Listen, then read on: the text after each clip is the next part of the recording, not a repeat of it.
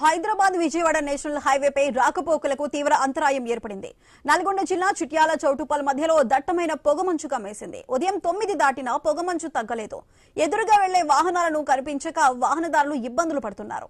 పొగమంచు కారణంగా ప్రయాణాలు వాయిదా వేసుకుంటున్నారు. అయితే ప్రస్తుతం ఈ హైవే మీద ఉన్న పొగమంచు కారణంగా ప్రయాణికులు ఇబ్బంది పడుతున్నారు. దానికి సంబంధించి పూర్తి అప్డేట్స్ మా ప్రతినిధి కిరణ్ అందిస్తారు.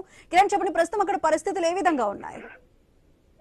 సుధా, ఉదయం సమయం 9 దాటినప్పటికీ కూడా ఇంకా పొగమంచు వీడిన పరిస్థితి అయితే ఉన్న నేపథ్యంలో వాహన రాకపోకలకైతే అంతరాయం ఏర్పడింది. నిరంతరం రద్దీగా ఉండేటువంటి హైదరాబాద్ టు విజయవాడ నేషనల్ హైవేను మొత్తం కూడా పొగమంచు కమ్మేసినటువంటి పరిస్థితి అయితే ఉందని చెప్పొచ్చు. ఈ హైవేపై వివిధ రాష్ట్రాలకు సంబంధించినటువంటి లారీలు ఎక్కువగా వెళ్తా ఉంటాయి. అదేవిధంగా కార్ల సంఖ్య కూడా ఎక్కువగా ఉంటున్న నేపథ్యంలో ఎదురుగా అంటే పొగమంచు కారణంగా కూడా ఎదురుగా వచ్చే వాహనాన్ని అంచనా వేయలేక ఎదురుగా వెళ్లేటువంటి వాహనాన్ని అంచనా వేయలేకపోవడంతో కూడా పూర్తిగా పొగమంచు కమ్మేసినటువంటి నేపథ్యంలో వాహన రాకపోకలకైతే అంతరాయం ఏర్పడినటువంటి పరిస్థితి అయితే ఉంది. చాలా మంది వాహనదారులు హోటల్స్ పక్కన పార్క్ చేసి ఆ పొగమంచు వీడిన తర్వాత ప్రయాణం చేయాలనే ఉద్దేశంతో కూడా చాలా మంది